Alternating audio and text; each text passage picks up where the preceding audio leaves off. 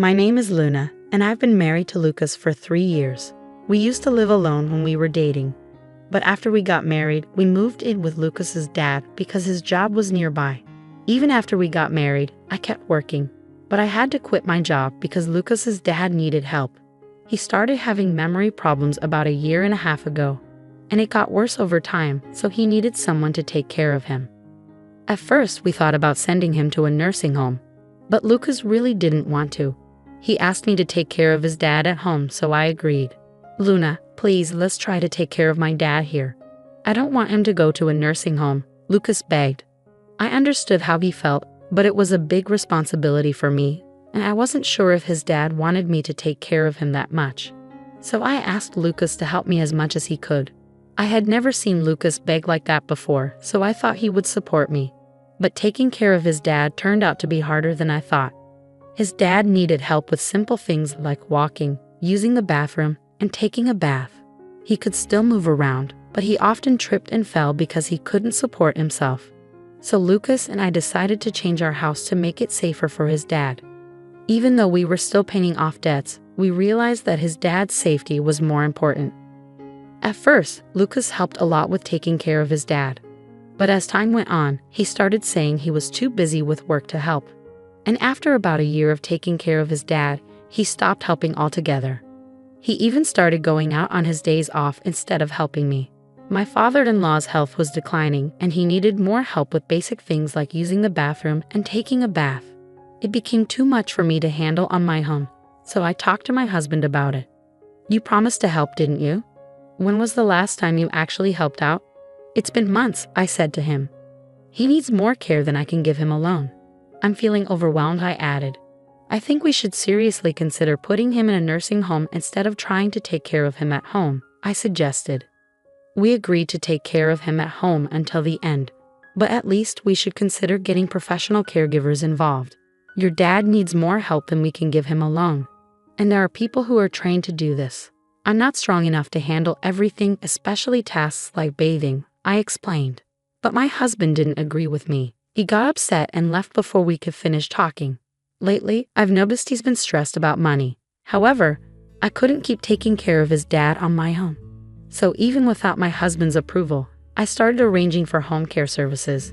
His dad was assessed as needing a high level of care. So we arranged for a caregiver to come 5 times a week for about an hour each day. We also made a plan with our long-term care insurance, so I wasn't worried about the cost. But we hit a snag on the first day of home care services. Hi, I'm Mira, your caregiver. I'm here to help you from now on, she said. Nice to meet you, Mira. I'm looking forward to working with you, I replied. While the caregiver was talking to my father-in-law, she also taught me some nursing techniques. I found her guidance really helpful and felt confident about hiring her. But when my husband came home and saw her, he got really angry. Luna, I never agreed to home care services. What's going on? He yelled at me. But I've been telling you that I can't do this all by myself anymore. I didn't do this without telling you. I'm sorry, Miss Caregiver, but please go home for today. I tried to explain, but he didn't want to listen and sent the caregiver away. Why did you arrange for home care without my permission? I'm the one who decides things around here. You're a terrible wife for not listening to me. You can handle caregiving alone. Don't waste money, especially since we still have to pay off the loan for the renovation. Why can't you see what I'm saying? I've told you many times that I can't do this all by myself, Lucas. You've stopped helping with caregiving, haven't you? That's not keeping your promise. And the renovation was necessary for safety. If your dad falls and gets hurt, taking care of him will be even harder. You might not get it because you haven't been doing any caregiving for over 1 year now. Why are you bringing this up all of a sudden? Besides, you're not working, so it's your job to take care of him, right? Who do you think is paying off the loan for that renovation? No matter how much I tried to explain, my husband didn't understand. He really believes that I should do everything by myself. After that, I only had the caregiver come when my husband was at work. Talking to her about not just caregiving, but also the issues with my husband and getting advice was really helpful. After months of the same routine, one day my husband unexpectedly offered to take care of his dad himself. You've been cooped up for over 1 year. Go treat yourself. I'll handle everything today, he said. I happily accepted his offer, I got a long overdue haircut and enjoyed some time at a coffee shop I used to frequent. But after about 4 hours, I started feeling anxious about leaving my inexperienced husband in charge, so I decided to head home early. When I got back, the house was unusually quiet. My father-in-law was peacefully asleep in his room. Assuming my husband had also worn himself out and fallen asleep, I went to check the bedroom, but he wasn't there. As I sat in the quiet house, I noticed an envelope placed on the dining table. When I opened the envelope, I found divorce papers already filled out along with a letter. The letter took me completely by surprise. Even after we divorce, please continue taking care of my dad. I'm going on a trip for a week, so please file the divorce papers. As I read those words, it hit me. His sudden offer to take care of his dad was just a way to get me out of the house so he could prepare for his trip.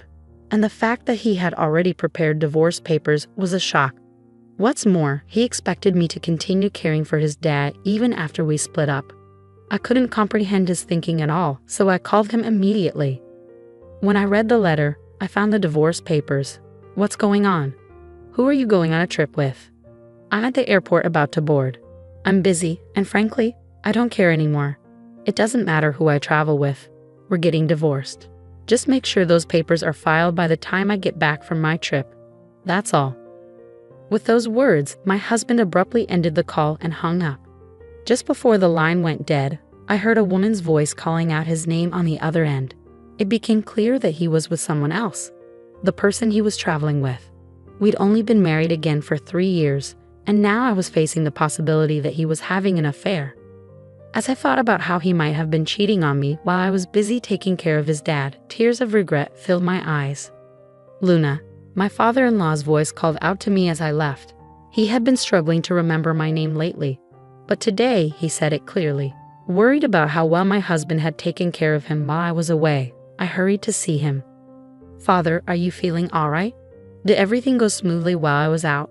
I asked, concerned for his well-being. Luna, is the caregiver coming today? My father-in-law seemed surprisingly lucid and able to hold a conversation. No, she won't be here until tomorrow morning, I replied. Ah, I see. Could you bring me some paper and a pen? He requested. My father-in-law, who usually struggled with writing due to his condition, seemed different today, more refined. I remembered reading that writing could help with dementia symptoms, so I agreed and fetched him some paper and a pen.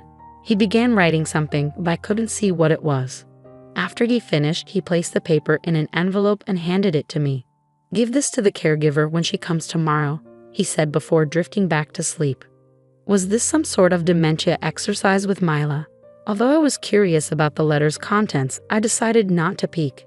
Later, when my father-in-law woke up, he seemed to have forgotten everything, even my name. It left me wondering what had happened. That night, after he had gone to bed, I found myself pondering over the letter and divorce papers again. Reflecting on my husband's recent actions, I began to realize there might have been signs of something suspicious. I had been so focused on caregiving that I hadn't paid attention to him.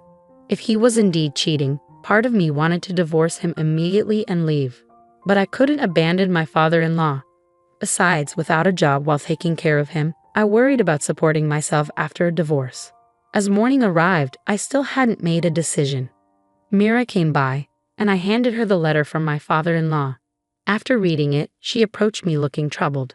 And then, the caregiver. I'm here to support you, Luna. We've built a friendship, and moments like these are more common than you might think.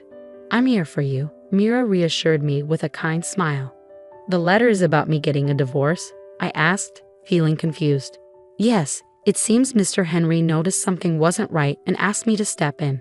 He wrote in the letter about his wishes regarding his estate. There's more to it, but we can discuss that later. Since your husband will be back soon, let's act quickly, Mira suggested. With that, Mira arranged for another caregiver to take over Mr. Henry's care and urged me to follow her. We ended up at a law firm. Mira, why are we here? I asked, puzzled.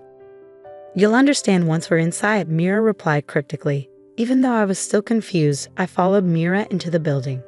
Thank you for coming today. I'd like to discuss a request I received from Mr. Henley regarding gifting property during one's lifetime. Specifically to you, Luna, the lawyer explained as we took our seats.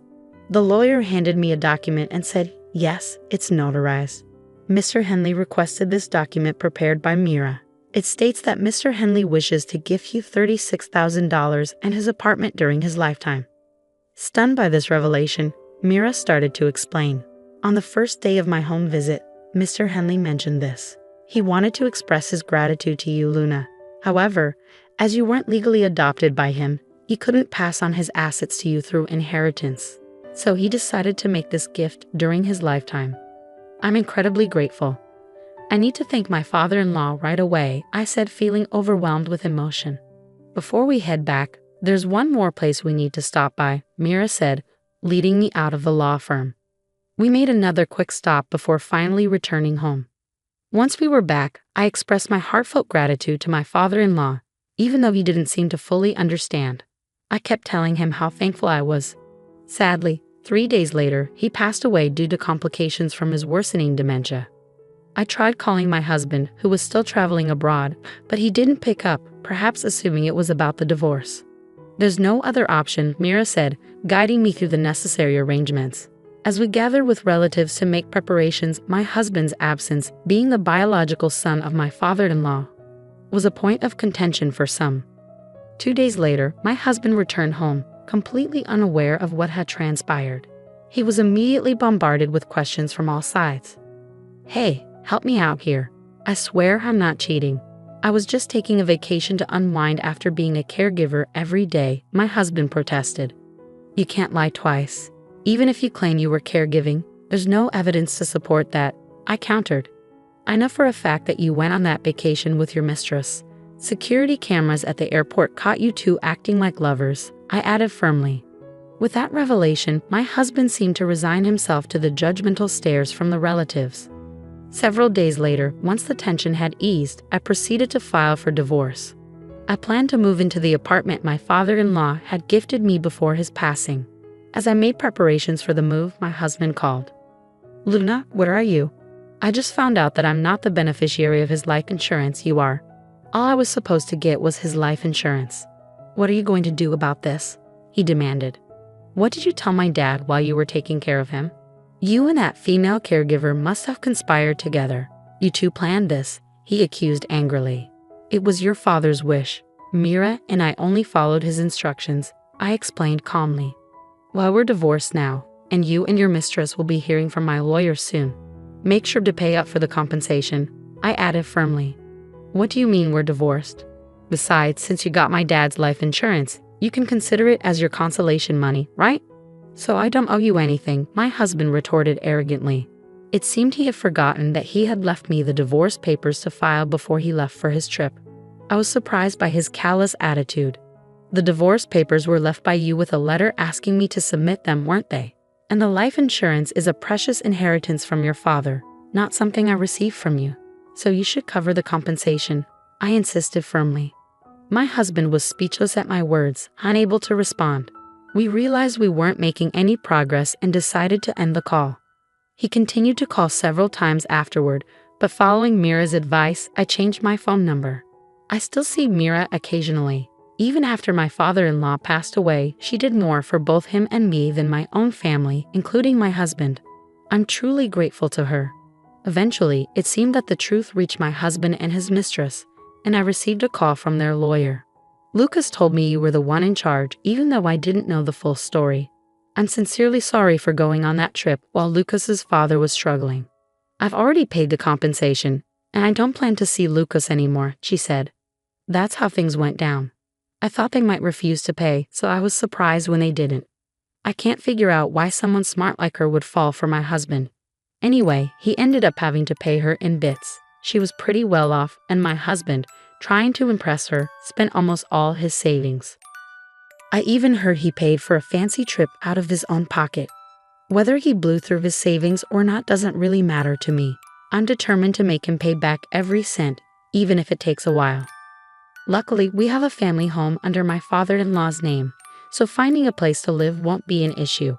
But with the payments for the loan we took out for elder care, along with the compensation we have to pay each month, it's going to be tough. Even if we deduct it from my husband's paycheck, he won't have much left over. And since our relatives all know about it, he can't exactly ask them for help. I hope he learns from his mistakes. I moved into an apartment my father-in-law gave me, which I get to keep for life. Life's comfortable now. I'm using the money I inherited from my father-in-law to study caregiving. Mira's helping me out too. I want to be a caregiver like her, someone who can really support families.